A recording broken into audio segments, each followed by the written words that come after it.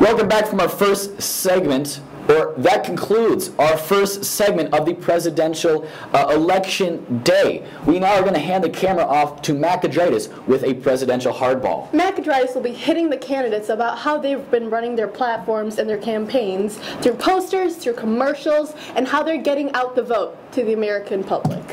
So thank you for being with us for this first segment. Now enjoy Matt Gedritis. Hello, Elgin High School. I'm sure you recognize this scene before. We have Jakub from the Juliet Party and Zach from the Echo Party. Now, as you guys have seen earlier, Jakub is a libertarian and Zach is the Republican. Now, that might surprise some of you. Zach, especially, some of his views are stray from the typical Republican viewpoint. But let's start with Jakub. So, to start off, we're going to go over how well your platform adhered to typical libertarian things. So, a lot of libertarians are supporting freedom, deregulation, personal choice. I felt that your party, especially in the beginning, was pretty good about hitting on all those things. I think where you strayed off was in the later debates. You focused a little bit too much on small things that could be, any party could honestly use things. Like you bring up the NAFTA a lot, and as much as that is like a libertarian thing, I feel like any party really could have used that.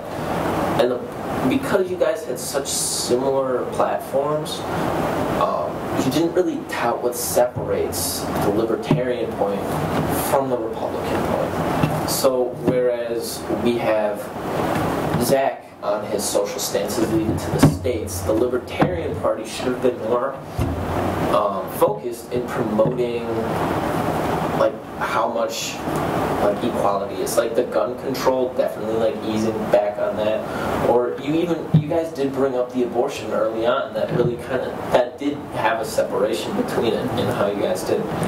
I think a lot of that has to do with how the elections run later, too. They need to talk a lot more about domestic policy. And I think that domestic policy really differs these candidates, and that would have set some people apart.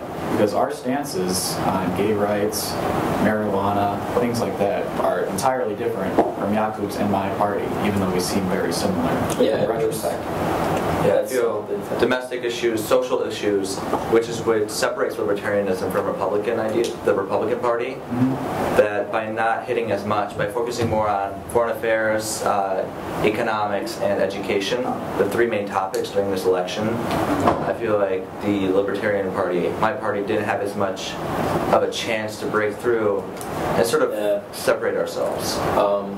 Like even throughout the campaign process, I felt like throughout, like you started pretty moderate at like what a typical Republican would be, whereas you were a little bit more like radical libertarian, like we're going to pull the troops out first day, right? Just pull back from places, which I think is what differed you two. And then later on in the campaign, you became far more moderate, more things that you wanted to take gradually.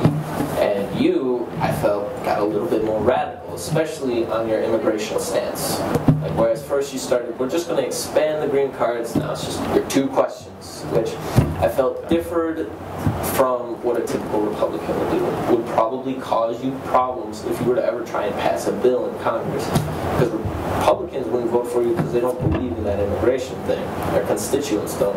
And Democrats won't vote with you because they're Democrats. Right. Yeah. So I agree. That would be a problem.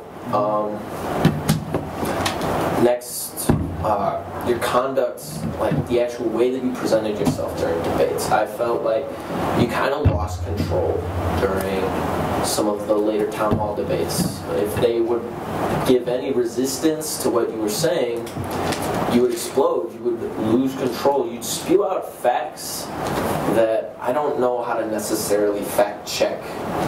They just felt like you were pulling numbers out of your butt, honestly. Like, that was the impression that you gave. So I felt like that turned away voters. You didn't make you or yourself a very likable person. It wasn't, which hurt your chances of winning. Now, I don't know what the exact results are going to be, but so far in the polls, you're lagging behind, and I think that that's probably the reason.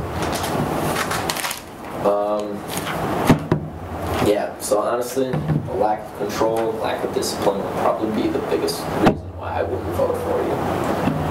So, alright, so now we're going to move on to you, Zach.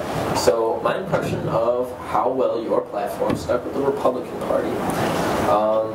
I feel like you were very radical in a lot of the things that you did, especially with, most notable is your flat tax rate. That's a very Tea Party concept. It's pretty radical for a Republican. As much as they like to cut taxes, there's not as many people touting to get a flat tax. It's a very libertarian, honestly. So that and then your immigration are the two biggest things that I would say kind of differ you from a typical Republican.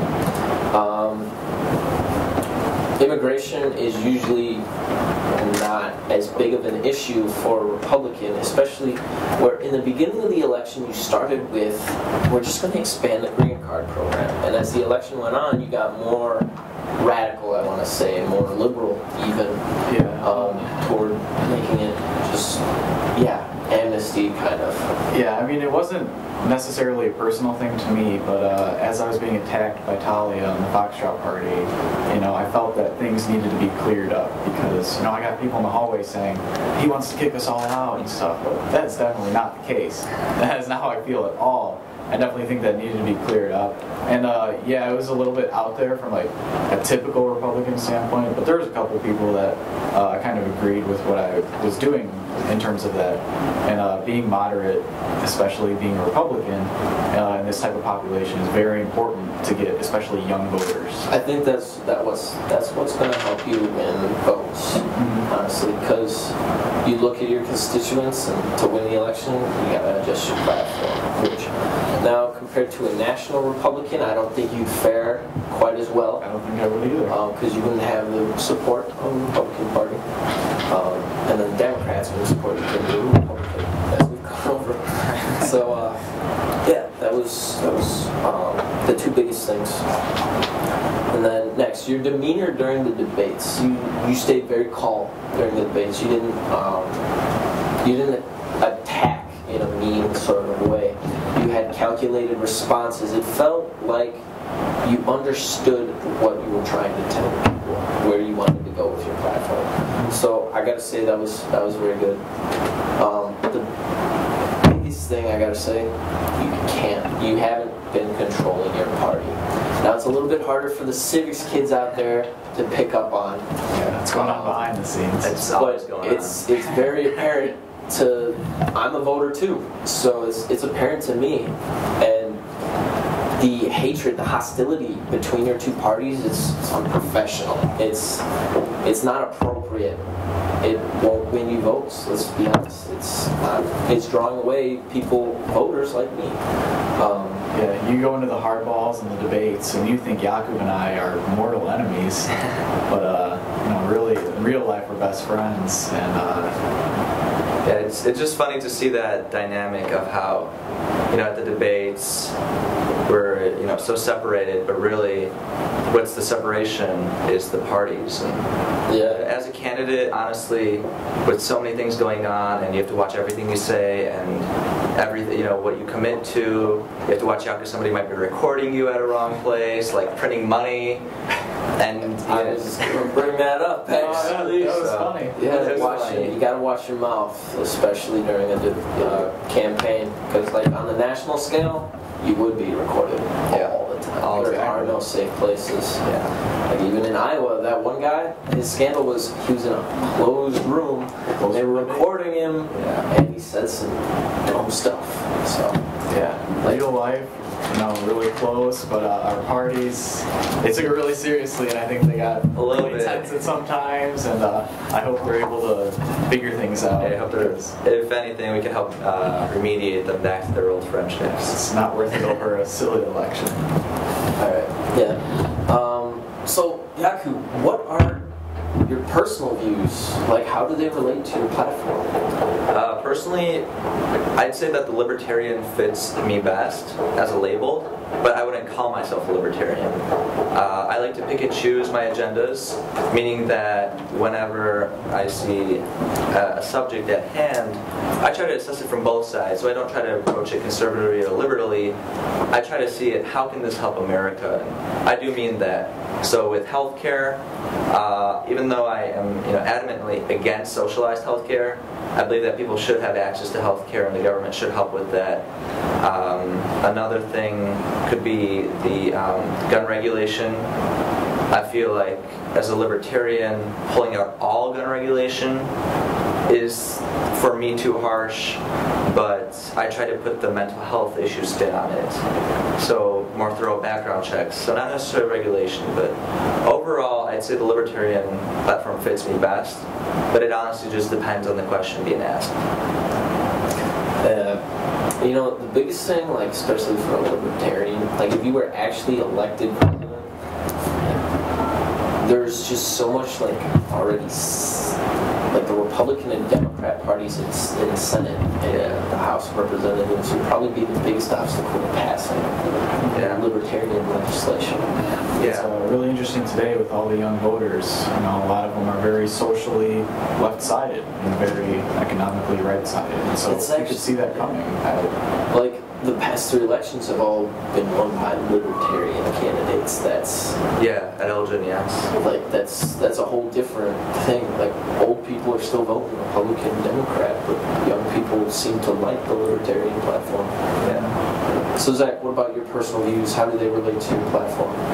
Just like Jakub said, it's definitely an issue thing, and I do have specific stances on every issue. Like I am against the Republican platform on their stance of gay rights and legalization of marijuana. I do think we should push forward in these things if that's what America calls for. And the Republican Party is very traditional in that aspect. And I think they need to modernize a little bit, especially if they're going to be successful, and that's part of the reason that they can't be today. Economically, I agree with the Republican stance, limiting regulations, as Jakub said, and pulling back away and allowing other business to take a stance instead of the government having control. And things, like Jakub said, such as healthcare, education, stuff, we need to take a step back and let the people implement these things, not the government. We shouldn't, the country's run by the people. It shouldn't be run by government. My turn. So, I've usually tried to play devil's advocate throughout the election, trying not to stick to one side too much. But in all personal view, this is kind of why Talia's party stuck out so against me. Is like I'm a very pro-libertarian kind of a guy. I support deregulating a lot of stuff. My biggest thing, honestly, is with every deregulation, it has to come education. That's true. Making people responsible to not only themselves but to society, but without the government needing to step in. Making people morally responsible to themselves, honestly, would be the first step in creating what I would say deregulating society. I mean, what could happen with that? You deregulate society right away, and all of a sudden we can have environmental concerns and things for our future generations to worry about. So you have to find that fine line. Nobody can tell you what that line is. Nobody's going to have a perfect stance or response time on that. Right. All right. So it was really great having you guys out. All right. Like this election was very fun. I think I learned a lot from it, honestly. I had a lot of fun, and seeing the third parties out there, the Socialist Party and Libertarian Party, getting their swinging things was interesting for me.